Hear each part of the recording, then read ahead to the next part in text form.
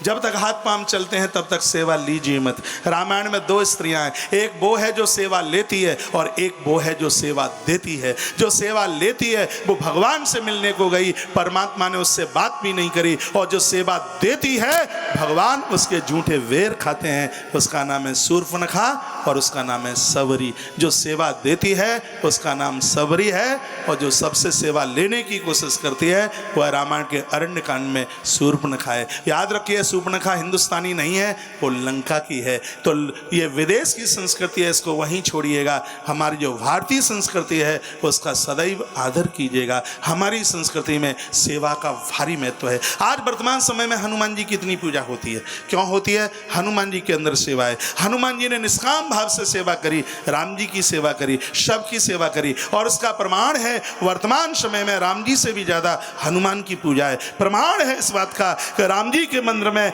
हनुमान जी का होना जरूरी है, लेकिन हनुमान जी के मंदिर में राम जी का होना बिल्कुल जरूरी नहीं है। ये सेवा का प्रभाव है। नवदा भक्ति में सेवा को बहुत बड़े नंबर मिले हैं, इसलिए घर में सेवा का भाव होना चाहिए। अरे जिसके घर में चार चार बहुएं हों और उस घर में एक वृद्ध सास ससुर को फूट फूट करके रोना पड़े, धिक्कार है उनके लिए। वाल्मीकि रामायण में बड़ी सुंदर कथा आती है। जिस समय सुमंत प्रभु श्री राम जी को लेने को गए तो दरवाजे पर बाहर माता जानकी खड़ी हुई थी। इस अयोध्या की बहू ने सुमंत के चरणों में प्रणाम किया। सुमंत ने सिर के ऊपर हाथ रखा और आंख में आंसू आ गए। माता जानकी ने कहा, काका आप रो क्यों रहे हैं? हम तो आपको प्रणाम करने के लिए आने ही वाले थे और आप चले आए, हम आने वाले थे, हमसे कोई गलती हो गई, आप रो क्यों रहे हैं? सुमंत ने कहा, बेटी राम कहाँ हैं? मुझे कुछ जरूरी बात करनी है। प्रभु राम महादेव का अभिषेक कर रहे थे, दौड़ती ही माँ जानकी पहुंची और कहा, प्रभु ज्यादा देर मत लगाइए, काका सुमंत आए हैं। प्रभु राम सुमंत को प्रणाम करने लगे। सुमंत ने उठाया, आंख में आंसू थे। प्रभु राम ने पूछा, काका क्या बात है, आप रो क्यों रहे हैं? सुमंत ने कहा, राम अयोध्या का भाग्य फूट गया, बेटा देर ना करना, सीधे महाराज के पास चलना। मेरे प्रभु श्री राम उलाने पाम दौड़ते हुए जा रहे हैं। जैसे ही अंदर प्रवेश किया, मंथरा बैठी हुई थी। मंथरा वो है जो गलत सोहबत, ऐसे लोगों का कभी भी संग मत करना जो संस्कृति के वस्त्र उतारकर विकृति का प्रधान पहना दे, जो मंगल सूत्र उतरवा दे। ऐसे लोगों का, ऐसी स्त्रियों का कभी भी संग मत करना। ये वह मंथरा है जिसने सबसे पहले तो कैकेयी को कोप भवन पहुंचाया, फिर महाराज दशरथ को कोप भवन भेजा, और अब प्रभु श्री राम जी को भी कोप भवन भेजने की बात करती है। कहा वो सामने देख लीजिए। राजा और रानी पूरी रात भर रोते रहे। प्रभु श्री राम जी ने अंदर जाकर के देखा, महाराज दुखी पड़े थे। प्रणाम किया जाकर के कहा, पिताजी तुम्हारा बेटा राम तुम्हें प्रणाम करता है। राजा फूट फूट करके रोने लगे, आंख में आंसू भर आए और गला पकड़ लिया प्रभु राम का, लेकिन अंदर से आवाज नहीं निकलती। वाल्मीकि रामायण में महर्षि वाल्मीकि जी ने उस समय समाज को एक चिंतन दिया। प्रभु श्री राम जी ने माता कैकेयी को उस समय एक बात कही, कहा माँ हमारे लिए धिक्कार है। हमारे लिए धिक्कार इसलिए है जिस पिता के चार चार पुत्र जवान उस घर में, चार चार बहुएं उस घर में, और उसके माता पिता को ऐसे फूट करके रोना पड़े। हम तो संतान औलाद कहलाने के लायक ही नहीं रहे। प्रभु श्री राम कहते हैं कि युवान बच्चों के यहाँ जिन माता पिता को फूट फूट करके रोना पड़ता है, उन बच्चों की कभी भी उत्थानता, उन बच्चों की कभी भी तरक्की नहीं हो सकती। यहाँ इस प्रसंग में भी भगवान सुखदेव वही बात कहना चाहते हैं कि इन माता पिता से बढ़कर के कोई देवता नहीं है। हे परीक्षित, जिस घर में वृद्धों का आदर होता है, जहां बहू और बेटा मिलकर के उस वृद्ध की सेवा करते हैं, परमात्मा किसी न किसी रूप से उस घर में चल करके आता है। एक उपनिषद की बात मैं आपके बीच में बोल रहा हूं। मेरे पास कोई डायरी नहीं है, कोई कॉपी किताब नहीं है, मैं सीधे भागवत का पन्ना खोलकर इसमें जो लिखा है वही मैं आपके बीच में रख रहा हूं, और प्रमाण के लिए इधर उपनिषद और वेदों से कुछ बातें उठा करके आपके बीच में रखने की कोशिश करता हूं। मांडुक्य उपनिषद में एक बड़ी सुंदर कथा आती है। मांडुक्य उपनिषद में लिखा है कि जीवात्मा जब परमात्मा के यहाँ से चल रहा था तो उसकी आंख में आंसू आ गए। प्रभु ने पूछा कि बेटा तू क्यों रो रहा है? इसने कहा कि भगवान आप मुझे मृत्युलोक भेज तो रहे हो, लेकिन मुझे भय लग रहा है, मुझे डर लग रहा है, वहां मुझे कौन संभालेगा? परमात्मा ने कहा, शिवरंजनी, परमात्मा ने कहा कि मैंने 2 फरिश्ते तुझे संभालने के लिए धरती पर भेज दी है। उसने कहा मैं तो बोल नहीं पाऊंगा, मेरा छोटा रूप होगा, मेरी भाषा कौन समझेगा। भगवान ने कहा उसके लिए भी मैंने 2 धरती पर भेज दिए हैं। फिर उसने कहा कि मुझे चलना कौन सिखाएगा, उसके लिए भी 2 भेज दिए। फिर कहा कि मुझे भूख लगेगी, मेरी होठों की भाषा कौन समझेगा, कहा उसके लिए भी मैंने 2 भेज दिए हैं।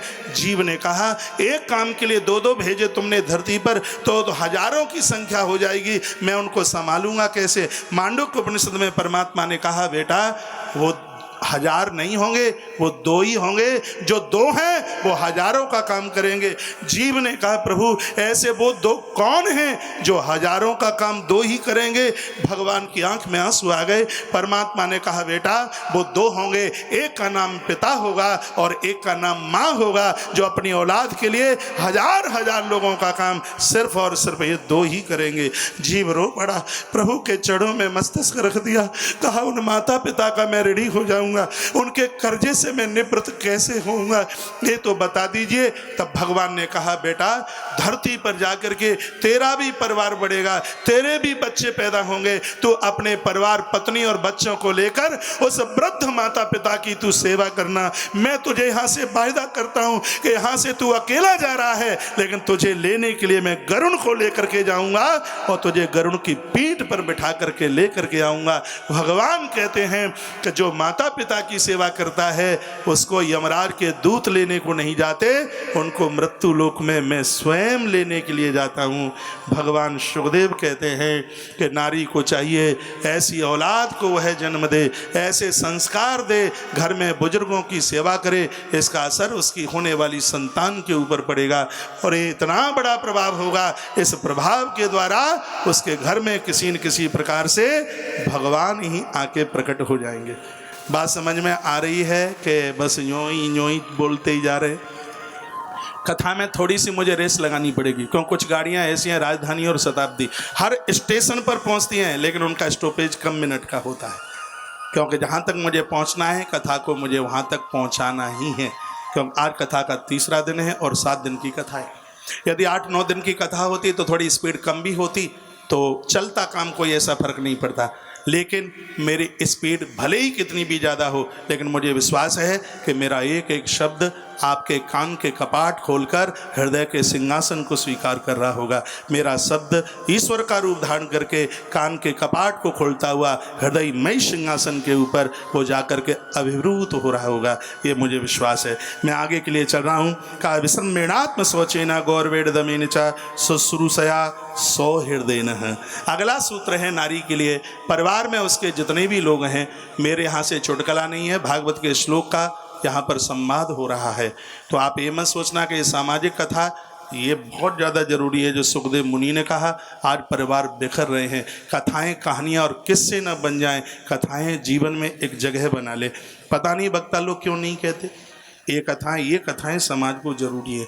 और मैं कहीं अलग से नहीं कह रहा, श्रीमद् भागवत जी के 3रे स्कंद के 22 नंबर का श्लोक नंबर 23 से व्याख्यान चल रहा है। ये श्रीमद् भागवत 3रा स्कंद और अध्याय नंबर 22 और श्लोक नंबर 23 की व्याख्या चल रही है।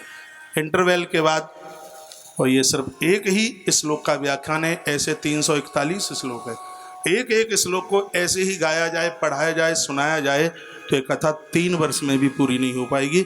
ऐसा अथाह सागर है, इतना अथाह सागर है। कोई सज्जन मुझे मिले तो कहते मैं कथा में 16 गीत रोज गाता हूँ, 16 गीत।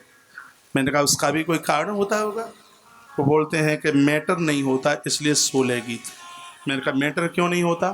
कि मेरी तो पूरी कथा दूसरे ही दिन किस जन्म हो जाता है, फिर आगे क्या कहें। आज नौरा चाचा मेरे पास बैठे थे तो मैं उनको बोल रहा था कि जब तक स्टडी पूरी न हो, जब तक अभ्यास पूरा ना हो, अभ्यास पूरा नहीं होगा तो घोड़े पर बैठने वाला गिरेगा।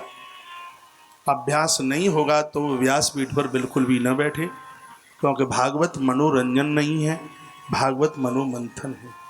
क्योंकि अशुद्ध भागवत का श्लोक पढ़ने पर गौ हत्या का अपराध लगता है। ऐसा स्कंद पुराणांतर्गत वर्णन किया गया। ये देव भाषा है, इसके साथ मनोरंजन नहीं, इसके पास मनोमंथन होना चाहिए। ये साधन नहीं है, भागवत साधना है। वक्ता जब तक भागवत को भगवान के रूप में स्वीकार नहीं करेगा, तब तक यह भागवत संग नहीं देगी। भागवत का एक एक श्लोक मर्म से भरा हुआ है। इस दुनिया का एक बहुत बड़ा वक्ता जो आज राम कथा में बहुत आगे उनका नाम है, वो पूज्य श्री डोंगरे जी महाराज के पास अनुमति लेने के लिए गए। कहा मैं भागवत की कथा करने को जा रहा हूँ, आप मुझे आज्ञा दें। उन्होंने कहा कि तुम रामायण की कथा करो, तुम भागवत की कथा करने को मत जाओ। भागवत के लिए शुद्ध उच्चारण, भागवत के लिए शुद्ध संस्कृति की आवश्यकता है। श्रीमद् भागवत से अर्थ तो बहुत कमाया जा सकता है, यह तो तिल के पेड़ की तरह झड़ता है इससे पैसा, लेकिन भागवत का अर्थ लगा लेना बहुत बड़ा मुश्किल है। विद्यावताम भागवते परीक्षा, एक विद्वान व्यक्ति की परीक्षा श्रीमद् भागवत से हो जाती है। भागवत का श्लोक अपने आप में इतना अद्भुत है, इतना अद्भुत है, जिस प्रकार से अमृत को पीते पीते कोई छकता नहीं है, भागवत जी के श्लोक सुनते सुनते पूर्ति नहीं होती।